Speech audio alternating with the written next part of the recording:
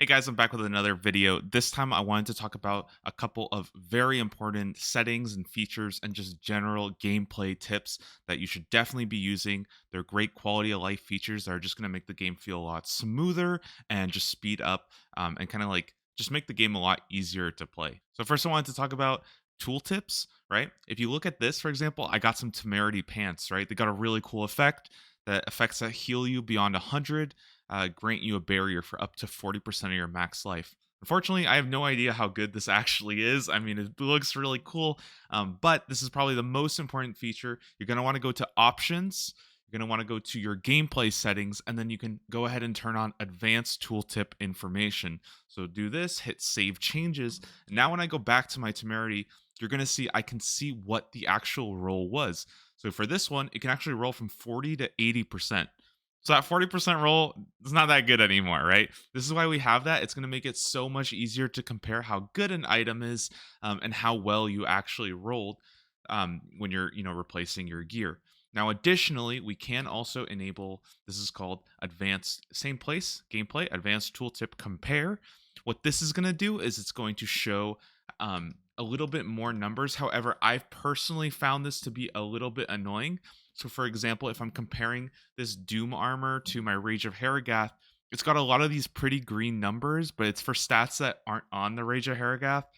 And I don't need lightning resistant, cold resistant. So personally, I found that this was a little bit trash because it just makes it harder for me to read if it's good or not.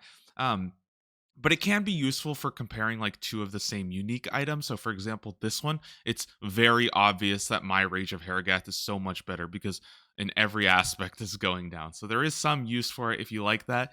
You can use that if you want. So again, that's options, gameplay, advanced tooltip compare, and advanced tooltip information. Now, second up, I wanted to talk about a really important place to go and sell all your stuff. If you've played enough Diablo 4 now, you probably know most of the towns are kind of trash. They're all spread apart. So I have a very special little spot here. This is over here in the southeast in Hawazar. We got the Tree of Whispers Waypoint, okay? This is like that 7-Eleven that's always open at like 11 p.m. It's not pretty, but it gets the job done. And the reason why this is so great is because over here we have a rings and amulet vendor, a blacksmith, and a stash. And this means that we can go here, sell all of our garbage that we need. We can go to the blacksmith, salvage whatever, repair our gear, upgrade, and we have a stash that is right here. It's all right here, super, super close, very easy to go here.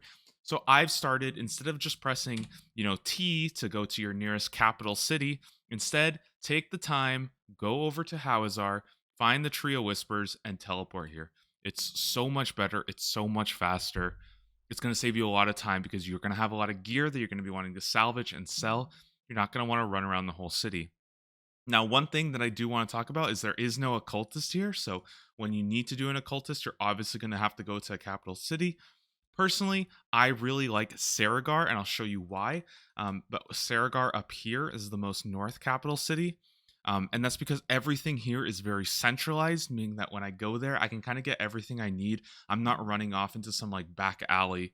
And again, right here in this town, you can see I got the blacksmith, the weapon vendor, armor vendor, got my healer, alchemist, occultist, the jeweler, even the obol vendor. It's all right here. Super, super centralized. That's why I personally love this town. The only problem is the stash is all the way out here, and it sucks having to run over there. But this is just the best town for me so far. Now, number 3, do you guys remember that really annoying side quest in Kyovashad that you did where you had to like cheer at some guards and then 5 minutes later you forgot that this existed? Remember this? It's actually a lot more important than you might think, and it's very, very useful in a lot of ways. So we do have our emote wheel over here, which is going to be, you can kind of use your mouse wheel to move to the different, I guess like emote circles. This one, you are going to be using this later on. There are a couple side quests that require this. However, in the main wheel, we just press E. There are some very important things. I really like the leave dungeon feature because at the end of a dungeon, I can just press this and it'll basically teleport me to the start of the dungeon. This is really useful if you're running like a bunch of nightmare dungeons. So if I have like 5 Onyx Hold keys, I can just at the end of the dungeon, teleport out, and it's basically ready to go. I just use my next Onyx Hold Nightmare Dungeon key, and I go again. So that's a really useful feature. I also really like binding some kind of flask over here.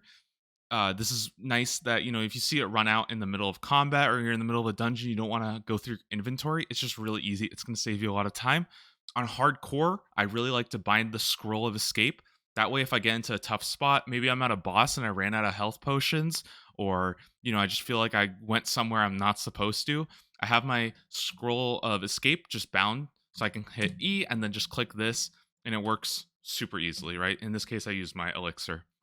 You can also zoom in if you want to look at your stuff. And there's a couple other social features as well.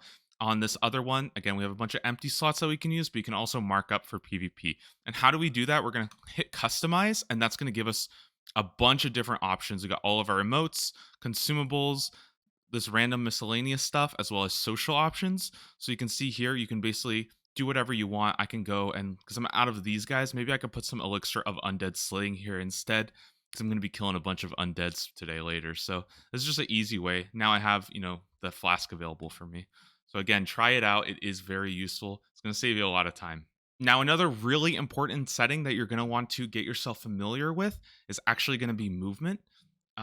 What we can do is we can go to options in controls, and there's a couple of things that we want to talk about here. First, in general, gameplay is usually it's going to combine your move, your interact, and your basic skill slot. This means that your left click is going to be moving, it's going to be clicking on chests, and it's also going to be your basic skill. Sometimes this can be a little frustrating when you're trying to, move through packs and get out of stuff, and then you're like randomly clicking on chests or like clicking your basic skill. So a really important one that you're going to want to use is force move. You don't have to, but I do think it is helpful. And personally, I like to bind it to my mouse wheel. In Diablo 3, that was a really popular thing, to bind force move to your mouse wheel, so you had some way of moving your character when it felt like it was getting stuck. Now, there is one thing I want to talk about, and that's that by default, you are not able to use your mouse wheel. You're actually going to want to go down here and it says zoom on mouse wheel. By default, when you use your mouse wheel, it zooms in so you get to like look at how cool your character looks. I just use that scroll wheel for that, and instead I disable this, and that way on force move, I can go ahead and bind it to my mouse wheel. And you'll see in game that when I'm moving and I use my mouse wheel, it inputs like 6 or 7 times super fast.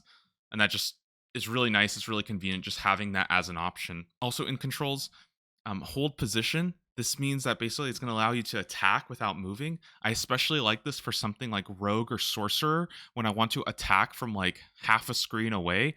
It's hard for me to like left click or aim at a specific enemy. Sometimes I just want to aim at a general direction. So hold position kind of forces your characters to stand still, but you can still use your abilities from far away. Now, one thing that is also very important is that as you kind of get into the end game, some builds don't really need a basic skill anymore. And in my build, I've actually completely got rid of my basic skill, and I'm actually using Wrath the Berserker in this basic skill slot. Now, in combat, this is really, really annoying, because having your left click being responsible for moving and opening chests, and also tied to your most important cooldown, it's a disaster. It is really, really annoying. So what we can actually do is, again, back in our options and our controls, what I actually like to do is disable combining this all into one slot. I disable that. And now instead of my basic skill slot, I just bind it to 5 instead. So I got 1, 2, 3, 4, 5. I still need to move though, right? I have to find some way to move. And it will default left click to move, but I actually like to use move and interact. So that way, move and interact is my left click. And then if I want to do force move, I use the mouse wheel again. This basically just functions as force move, and move and interact is my left click. So this lets me still open chests and pick up loot. But if I want to use, my actual Wrath the Berserker ability, you can see it's actually on 5 now, which makes it so much easier. I can just spam 5 instead of like trying to get it to work with my left click. Now, keep in mind, the only super annoying thing about this is that if you switch to a different character, all your keybinds stay exactly the same. So when I switched to my druid, like my basic skill slot was a 5. So you're going to have to switch it back when you change characters. And that can get a little bit annoying. But like playing Whirlwind Barb for me has been, I have to rebind it. Otherwise it's like a complete disaster. It feels awful to play. Okay. And finally, the last thing I kind of wanted to go over, and this is going to be how can we deal with lag? A lot of you have talked about how bad lag is, especially for me when I was leaving major cities. I would get like 5 seconds of lag, and sometimes I would die too, which, who wants to lose a hardcore character that way, right? So there's a couple things that we can actually do to improve lag. I saw this on Reddit as well as a couple other sources confirming it. I have no idea how effective it actually is, but I wanted to go through a couple of like technical stuff you can do um, to try to mitigate the lag. So first, this is probably the one that I've seen the most, is that in the social setting in our options, cross network play and cross network communications, you're going to want to disable these. However, we can't do that in game. We're going to have to go actually to the main screen. So I'm going to leave game, go to the main screen, and over here, hit escape. We're going to go to my options. Same thing. Now we're going to go to social, and you can see I can check and I can disable these guys. And I just disable both of them. I don't know if cross network communications, I've seen reports that it helps, but if you're having the lag problems, just go step by step. Try to enable and see if maybe it helps. That's not all. We can do a little bit more. Now, this is going to be a little bit more technical, but it's in the realm of possibility. And that's I'm going to actually go to this guy right here, my BattleNet client. Okay, over in this one, I have seen that this is like a potential thing. You want to go to your options. You want to go to your game settings, and over here, there's we can go to our app. This is really important. On game launch, exit BattleNet completely. This is going to mean that when you actually launch Diablo 4, the BattleNet like launcher or whatever is going to go away. It's not going to hog up your resources because I have seen a lot of people talking about that. Same thing here. When you click X, you want to make sure it's exiting BattleNet, not just minimizing to the system tray. Additionally, you can go to advanced features. I have heard that disabling browser hardware acceleration does indeed help.